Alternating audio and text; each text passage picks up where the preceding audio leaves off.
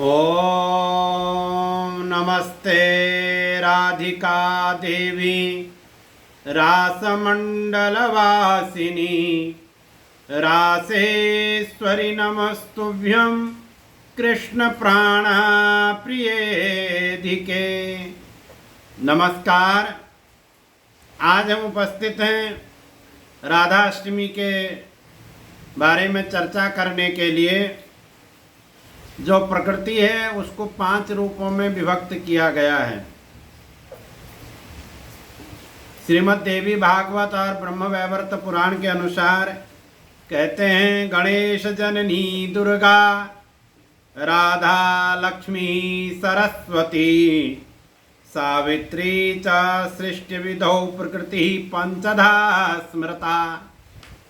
ब्रह्मवैवर्त पुराण के प्रकृति खंड में और श्रीमद् देवी भागवत के 9वें स्कंद में उनका यह प्रथम श्लोक है, प्रथम अध्याय का। तो वहाँ कहते हैं कि गणेश जननी दुर्गा मने भगवती दुर्गा, गणेश जी की माता जो हैं वो, और राधा लक्ष्मी सरस्वती सावित्री, यह 5 प्रकृति हैं। प्रकृति पंचधा स्मृता, प्रकृति को 5 भागों में जाना जाता है। तो ये जो राधा है यह भी एक भगवान की, उस पुरुष की प्रकृति है। कहते हैं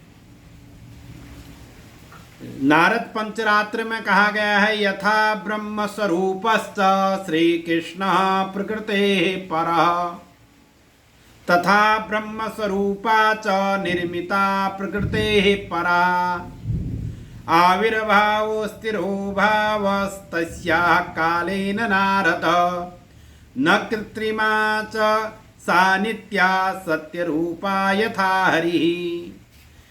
कहते हैं कि जैसे भगवान श्री कृष्ण ब्रह्म स्वरूप हैं, प्रकृति से परे हैं, इसी प्रकार भगवती राधा रानी भी ब्रह्म स्वरूपा है, निर्लिप्त है, प्रकृति से परे है। भगवान की भांति, भगवान की ही तरह उनका भी बार बार अवतार होता है, आविर्भाव होता है और तिरोभाव होता है। वस्तुतः वे भी श्री हरि के ही समान अकृत्रिम है, नित्य है, सनातन है, सत्य रूपा है वह भगवती राधा। तो ऐसे भगवती जो राधा है उनका जो जन्मोत्सव है वह राधाष्टमी के नाम से जाना जाता है। भाद्रपद के शुक्ल पक्ष की अष्टमी तिथि को भगवती राधा का जन्मोत्सव मनाया जाता है, उनका पर्व मनाया जाता है। भगवती वही प्रकृति जिसको हम दुर्गा कहते हैं, लक्ष्मी कहते हैं, सरस्वती, सावित्री, वही भगवती राधा के रूप में अवतरित हुई और वृषभानु के यहाँ उनका अवतरण हुआ है।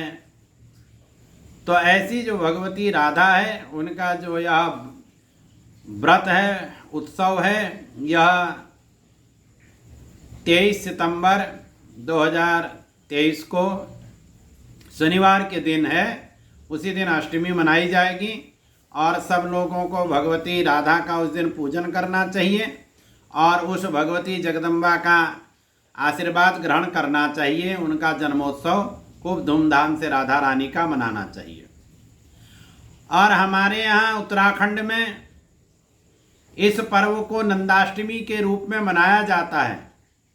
हम उस भगवती को नंदा के रूप में यहाँ पूजा जाता है। हमारे यहाँ विशेष करके हमारा जो अल्मोड़ा जनपद है वहाँ इसमें यह उत्सव अभी प्रारंभ हो गया है। पंचमी, ऋषि पंचमी के दिन से यह उत्सव प्रारंभ हो जाता है और 10वीं पर्यंत यह चलता है। तो अष्टमी की रात्रि महापूजा वहाँ होती है।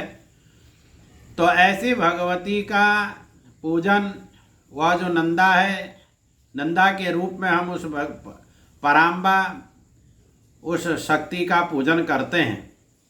शक्ति ही सर्वत्र पूज्यते, मने शक्ति की ही सब जगह पूजा होती है, अशक्ति की कहीं पूजा नहीं होती है।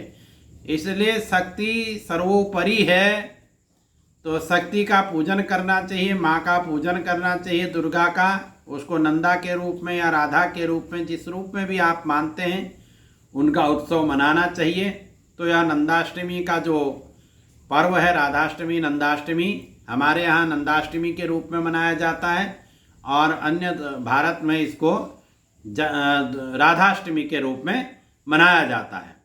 तो नंदाष्टमी के रूप में हम लोग मना रहे हैं। आजकल यह पर्व चल रहा है नंदाष्टमी के, नंदा इसको हमारे यहाँ नंदाष्टमी की, नंदा की इसको नवरात्रि भी कहते हैं, भाद्रपद शुक्ल पक्ष को। तो नंदाष्टमी का पर्व चल रहा है, शक्ति की उपासना के दिन है।